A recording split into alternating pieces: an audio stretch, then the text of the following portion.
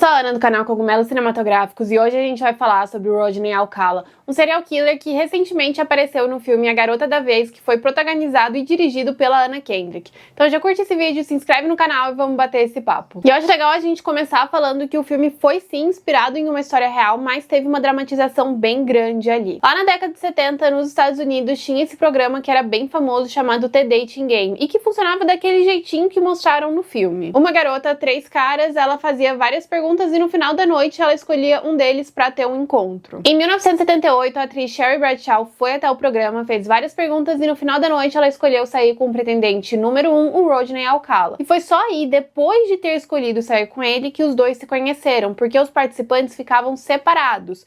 Então ela não via e nem conhecia os pretendentes. Depois que o programa terminou, a Cheryl foi até os produtores pra perguntar se ela tinha mesmo que sair com o Rodney Alcala. E daí ela explicou que quando os dois se conheceram, ela sentiu uma energia muito estranha, uma coisa muito ruim vindo dele. E na hora os produtores falaram que ela não era obrigada a sair com ninguém, que se ela quisesse ela podia ir pra casa e nunca mais olhar na cara dele. E foi isso que ela fez, os dois nunca saíram, nunca tiveram encontro, nem nada assim. A interação deles foi 100% no programa. Quem era o Rodney Alcala, né? Bom, ele nasceu ali em 1943, o pai dele abandonou a família, não tem muitas informações sobre essa primeira infância dele, só que ele morou até os 8 anos mais ou menos no México e depois disso a mãe dele achou que era melhor a família se mudar para os Estados Unidos. Quando ele tinha 17 anos ele se alistou no exército, mas em 1964 ele foi dispensado porque tinham acusações de assédio sexual contra ele. Em 1968 acontece um dos primeiros ataques associados ao Rodney Alcala. E eu estou falando um dos primeiros associados porque existem alguns sites que vão falar que esse é o primeiro ataque dele e alguns sites vão falar que esse é o segundo. Então um dos primeiros tá bom, né? Ele sequestrou uma garota de 8 anos, ele chamou ela pra van dele, uma testemunha viu isso, achou muito estranho, seguiu os dois,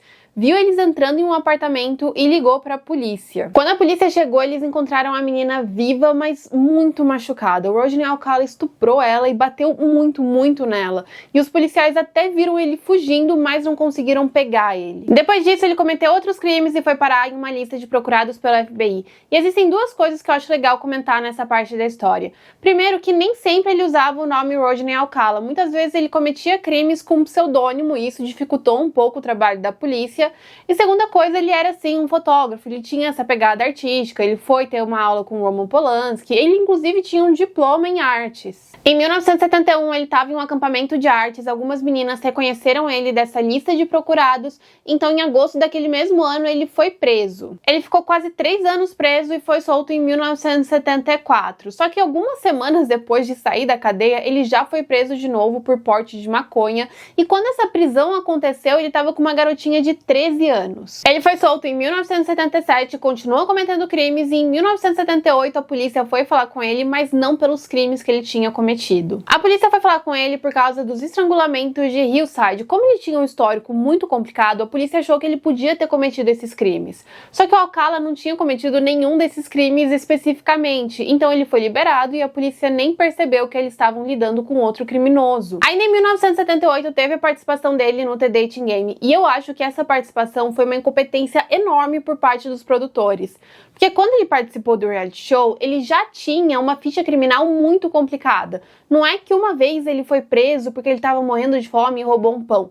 Não, ele foi preso por estuprar uma criança. E assim, ninguém chegou aos antecedentes dele. Em 1979 teve outro crime. Uma garota chamada Robin desapareceu quando estava indo para aula de balé e 2 semanas depois encontraram os restos mortais dela também em estado assim deplorável. Tiveram algumas testemunhas e eu não entendi bem de onde vieram essas testemunhas. Se eles viram o sequestro ou se viram o Alcala ali nas redondezas, mas fizeram um retrato falado dele e um policial reconheceu ele. Então o Alcala foi preso de novo. A polícia fez uma investigação e encontrou um depósito onde o Alcala guardava vários troféus, inclusive um par de brincos da Robin e várias fotos que ele tirava das vítimas. Ele foi condenado pelo assassinato de 8 mulheres entre 1971 e 1979, mas existem algumas pessoas que acreditam que o número de vítimas pode ser bem maior. Tem policiais que acreditam que ele pode ter matado até 130 pessoas. Além dos assassinatos, ele também cometeu outros crimes. Ele estuprou pelo menos outras 2 mulheres que depois foram testemunhas importantes no julgamento comportamento dele. Em 2021, Rodney Alcala morreu de causas naturais enquanto ele ainda estava na cadeia. Pelo que eu entendi, o Rodney Alcala não tinha um modus operandi super definido. Algumas mulheres ele estrangulava e sufocava, outras ele só batia até elas morrerem.